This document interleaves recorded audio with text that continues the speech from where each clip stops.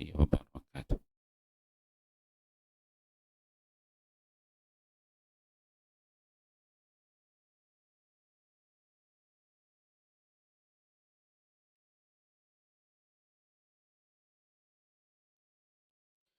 Bab kalimah tayyibah, kalimah iman. Hadis ke-52. An Abi Hurairah radhiyallahu anhu qala qala an-nabiy sallallahu alaihi wasallam as'adun nas bisyafa'ati yaumal qiyamah man qala la ilaha illallah khalisan min qibali nafsih. Sayyidina Abu Hurairah radhiyallahu anhu meriwayatkan bahawa Rasulullah sallallahu alaihi wasallam bersabda, orang yang paling berbahagia dengan syafaatku pada hari kiamat ialah orang yang mengucapkan kalimah la ilaha illallah dengan tulus ikhlas daripada hatinya. Hadis riwayat Bukhari. An Rifa'ah al-Juhani radhiyallahu anhu qala qala an-nabiy sallallahu alaihi wasallam ashhadu 'inda Allahi la yamutu 'abdun yashhadu an la ilaha illallah wa anni rasulullah sidqan min qalbihi summa yusaddidu illa salaka fil jannah. Al-hadis rawahu Ahmad. Sayyidina Rifa'ah Juhani radhiyallahu anhu meriwayatkan bahawa Nabi sallallahu alaihi wasallam bersabda, aku bersaksi bahawa seseorang yang mati dalam keadaan bersaksi dengan hati yang benar bahawa tiada Tuhan yang layak disembah selain Allah Subhanahu wa taala dan aku yakin Muhammad, yakni Muhammad ialah pesuruh Allah, kemudian dia memperbetulkan amalannya, maka pasti dia akan memasuki syurga. Musnad Ahmad. Alhamdulillah tuan-tuan, pagi ini kita membaca dua hadis Nabi sallallahu alaihi wasallam. Hadis di bawah tajuk kalimah tayyibah. Hadis ke-52, hadis yang pertama riwayat Abu Hurairah. Abu Hurairah ni banyak kali dah kita perkenalkan, seorang sahabat Nabi yang cukup glamour. Dia meriwayatkan hadis sebanyak 5,374 hadis. Kalau kita tengok dalam kalangan sahabat, Abu Hurairah ni paling banyak meriwayatkan hadis, 5,000 lebih, 5,374. Yang lain pun paling kuat pun 2,000 je, 2,000 lebih je, tak sampai 3,000, tak ada 4,000, tak ada. Tiba-tiba Abu Hurairah ni 5,000. Tu dia kehebatan dia. Dia duduk dengan Nabi sallallahu alaihi wasallam lebih kurang 4 tahun saja, 3 ke 4 tahun. Dia masuk Islam ketika berumur lebih kurang dalam 25-26 tahun. Ketika mana Nabi balik daripada peperangan Khaybar, jumpa Nabi, sejak pada itu dia duduk dengan Nabi sallallahu alaihi wasallam.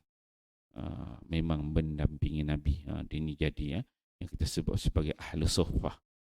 Duduk dekat belakang masjid Nabi dan dia infakkan diri dia untuk belajar ilmu, berkhidmat dengan Nabi sallallahu alaihi wasallam dan juga belajar ilmu. Banyak kisah-kisah tentang dia yang menarik. Dulu kita ceritakan tentang ibu dia, pernah ceritakan. Ada juga kisah lain ketika mana Nabi sallallahu alaihi wasallam nak membesarkan Masjid Nabawi. Nak buat besarkan masjid, baiki, nak tambah tiang, buat korek-korek. Korek lah masa tu. Kemudian Nabi sallallahu alaihi wasallam bila dah tebuk cangkul tu, adalah batu-batu tanah nak angkat. Abu Hurairah dia nak ambil, dia tak nak bagi Nabi sallallahu alaihi wasallam angkat, dia nak angkat. Jadi bila nak angkat, Nabi kata tak, jangan, biar aku angkat dia. Maksudnya Nabi dia kata kehidupan yang baik adalah kehidupan yang dunia dan juga akhirat. Maksudnya Nabi sallallahu alaihi wasallam dia tak nak pahala-pahala ni sahabat Abu Hurairah yang dapat, tapi Nabi pun dia nak sama. Pernah duk berebut dengan Abu Hurairah nak angkat batu-batu ketika mana ditegakkan tiang di Masjid Nabawi.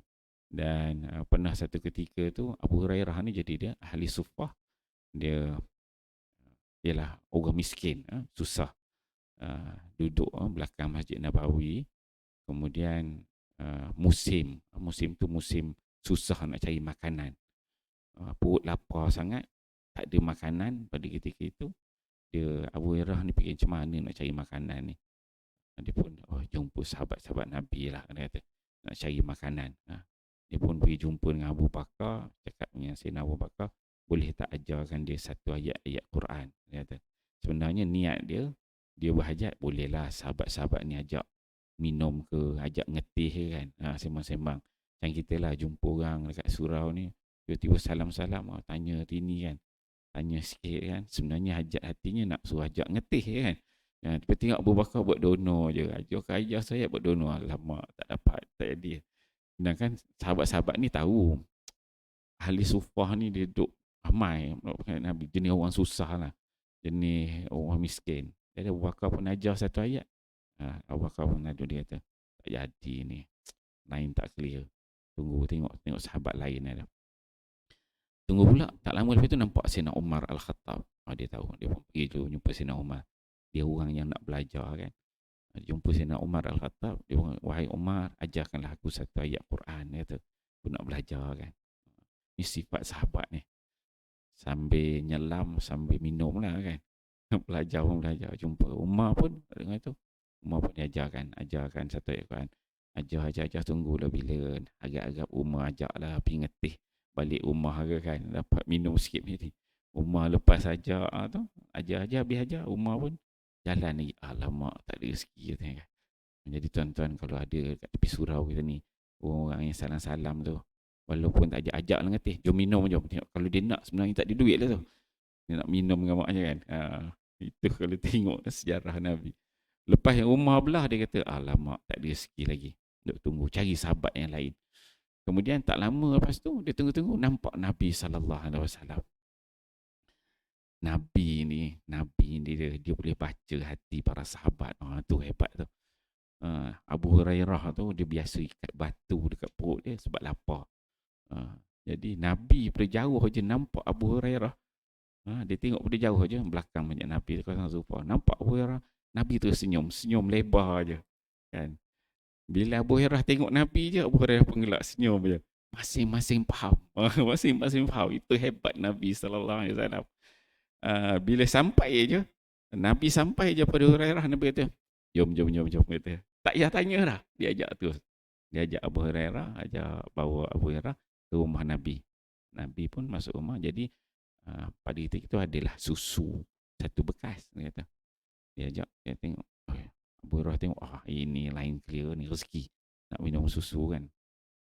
Kemudian tengok susu tak banyak lah, satu bekas saja. Kemudian Nabi dah panggil duduk dah. Nabi kata, pergi panggil sahabat-sahabat yang lain. Panggil ahli sufah kan.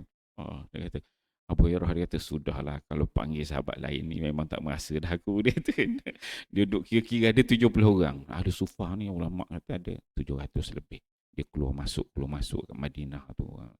Ada lebih kurang 70 lebih kata. Kata Abu Hurairah kata ada lebih kurang 70 lebih. Dia kata, Nabi kata panggil semua. Tengok susu satu bekas kecil. Allah kata. Dia arahan daripada Nabi SAW. Bila Nabi agah gitu, dia pun keluar lah panggil. Seorang panggil semua. Dia duduk tekan panggil. Panggil. Masuk. Nabi kata pergi panggil lagi yang lain. Panggil semua sekali.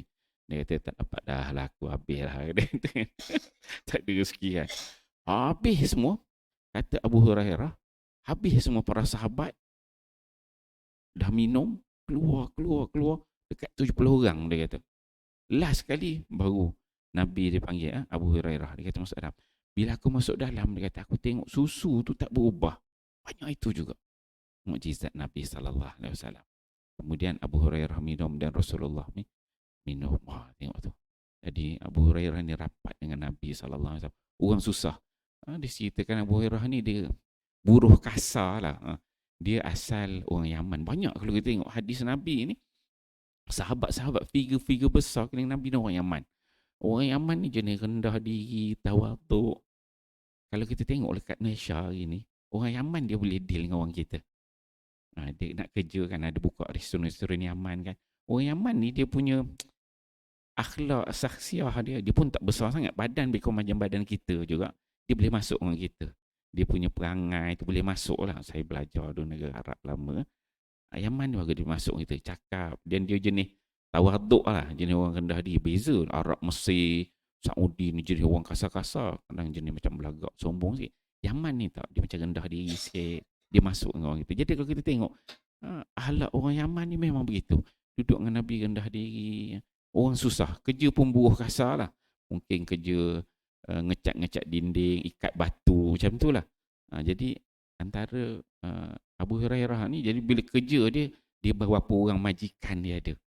Satu orang majikan tu berkenan dengan dia. Tengok Abu Hurairah orang yang alim, saleh, taat dengan Nabi, sangat minta Allah. Dia majikan dia ni nak kahwinkan Abu Hurairah ni dengan anak dia. Tu. Dapat rezeki anak majikan. Dia kahwin dengan siapa? Isteri dia nama Bishrah. Bishrah binti Ghazwan nama dia. Kemudian adalah offer daripada majikan kahwin dengan anak majikan. Dia lama-lama last kahwin. Rezeki kan. Duduk jadi buruh kasar, dapat pula majikan nak kahwin dengan anak dia. Majikan orang kaya lah. Jadi orang kaya kahwin. Dah kahwin tu duduk. Jadi Abu Hurairah ni, Abu Hurairah ni ahli ibadat. Ibadat. Jadi apa yang Abu Hurairah dia buat, dia kata, malam aku pecahkan kepada 3 bahagian. Dia kata, 1 untuk keluarga, kedua untuk istirahat, tidur, dan yang ketiga aku sediakan untuk baca Quran. Ini amalan Abu Hurairah. Malam tu dia bahagi kepada 3. Untuk keluarga dia, untuk dia istirahat, dan yang ketiga sulusail, sepertiga lagi untuk dia baca Quran. Hebat Abu Hurairah, rapat dengan Nabi sallallahu alaihi wasallam. Dia meninggal 58 Hijrah gitulah. 58, 57 ulama kata. Ketika berumur 70 lebih lah, dekat 80 tahun. Jadi dia dengan Nabi tu duduk 4 tahun. Tapi dia berdakwah, jumpa dengan para sahabat, jumpa dengan tabi'in, lebih kurang 40 tahun lebih. 40 tahun 50 tahun lebih. Lebih kurang 50 tahun. Jadi itu yang banyak dia meriwayatkan hadis. Sehingga ada para sahabat yang iri hati dengan dia. Para sahabat dia kata, macam mana kau ni boleh riwayat hadis banyak sangat? Dia kata, aku belajar dengan Nabi SAW full time. Dia kata, lebih kurang 4 tahun. Dia kata, ketika mana orang lain tidur balik rumah, tidur dengan isteri, aku taklah begitu. Dia kata, ada orang pergi kerja, aku duduk dengan Nabi. Orang sibuk itu, aku duduk dengan Nabi. Orang pergi pasar, aku duduk dengan Nabi. Dia kata kan. Jadi tak sama. Aisyah radhiyallahu anha pun jealous. Jealous dengan Sayyidina Abu Hurairah radhiyallahu anhu. Saya ingat Aisyah dia kata, macam mana betul ke kau riwayat hadis banyak daripada Nabi sallallahu alaihi wasallam? Last kata Abu Hurairah, dia kata, aku tak sama dengan kau. Dia kata, Aisyah dia kata, wahai dia Ummul Mukminin kan, dia kata, Aisyah, kau balik rumah bersolik-solik untuk cantik-cantik untuk Nabi sallallahu alaihi wasallam. Tapi beza aku betul-betul fokus belajar daripada Nabi sallallahu alaihi wasallam. Jadi hebatlah cerita tentang Abu Hurairah. Dari cerita banyaklah cerita Abu Hurairah. Jadi dalam hadis ini dia mengatakan Nabi sallallahu alaihi wasallam bersabda, as'adun nas bi syafaati, manusia yang paling berbahagia dengan syafaat aku pada hari kiamat, kata Nabi sallallahu alaihi wasallam, ialah mereka yang menyebut kalimah la ilaha illallah, yang ada kalimah la ilaha illallah khalisan min qibala nafsi, yang penuh ikhlas daripada diri dia. Satu, dia kata as'adun nas, orang yang paling bahagia. Bahagia dengan apa? Dengan syafaat Nabi sallallahu alaihi wasallam. Jadi ramai sahabat-sahabat tu yang mendapat syafaat Nabi, tapi dalam kalangan mereka yang paling bahagia yang mendapat syafaat Nabi adalah mereka yang dalam hatinya ada kalimah la ilaha illallah. Penuh dengan ikhlas. Itu pentingnya kalimah la ilaha illallah. Kemudian dia datangkan dengan hadis yang kedua. Hadis daripada Rifa'ah al-Juhani. Rifa'ah al-Juhani ni dia jarang nama dia disebut. Ada beberapa hadis saja yang diriwayatkan oleh Rifa'ah al-Juhani. Para ulama ul hadis, ulama ada disebut dalam Mawsu'ah al-Hadithiyah ataupun Mawsu'ah ar-Ruah, tak berapa dikenali. Orang kata, sahabat ke bukan sahabat ke? Ada mengatakan Rifa'ah ni orang Hijaz, orang sebelah Hijaz. Inilah negara Arab. Ada katakan dia kabilahnya ada di Sudan, di Mesir. Ada mengatakan Rifa'ah Al-Juhani ni Asadul Ghabbah. Asadul Ghabbah tu maksudnya singa di dalam hutan. Adalah. Tapi ada beberapa hadis saja yang diriwayatkan oleh Rifa'ah Al-Juhani. Dalam hadis ini dia menyebutkan Nabi SAW mengatakan, bersabda, Asyhadu indallahi la yamutu abdun. Dia kata, aku bersaksi, kata Nabi SAW, bahawa seseorang yang mati dalam keadaan menyaksikan dalam hatinya yang benar bahawa la ilaha illallah, tiada Tuhan melainkan Allah, wa anni rasulullah, dan aku ini adalah pesuruh Allah, sidqan min qalbi, dengan penuh benar, dengan penuh benar, min qalbihi, daripada hati dia. Summa, pertama dia menyaksikan tadi Allah Rasul suruh, kemudian dengan penuh sidqan min qalbi, benar dalam hati dia. Summa, kemudian apa yang dia buat? Yusaddidu, kemudian dia memperbetulkan amalannya. Ini yang penting dalam hadis yang kedua. Yusaddidu illa salaka fil jannah, bukan setakat saksikan la ilaha illallah Muhammadur Rasulullah, tetapi dia yusaddidu, dia memperbetulkan amalan dia, apa yang dia buat, ibadat-ibadat yang dia buat diperbaiki dengan sebaiknya. Kata Nabi SAW, illa salaka fil jannah, melainkan dia ni akan masuk dalam syurga Allah SWT. Jadi tuan-tuan, bila kita baca hadis ni, kita dengar pentingnya kalimah la ilaha illallah. Jangan kita tergelincir daripada kalimah itu, kalimah syahadah pertama. Kedua, pentingnya kita memperbaiki amalan kita. Jangan sekadar kita kata kita beriman, percaya pada Allah, percaya pada Rasul, tapi amalan kita biarkan dalam keadaan kita tidak baiki, kita renung-renung. Jadi insyaAllah tuan-tuan, bila kita baca hadis ni, kita renung diri kita masing-masing, sama-sama kita perbaiki. Moga-moga kita dapat fahami amal dan sampaikan. Wallahu a'lam. Subhanakallah.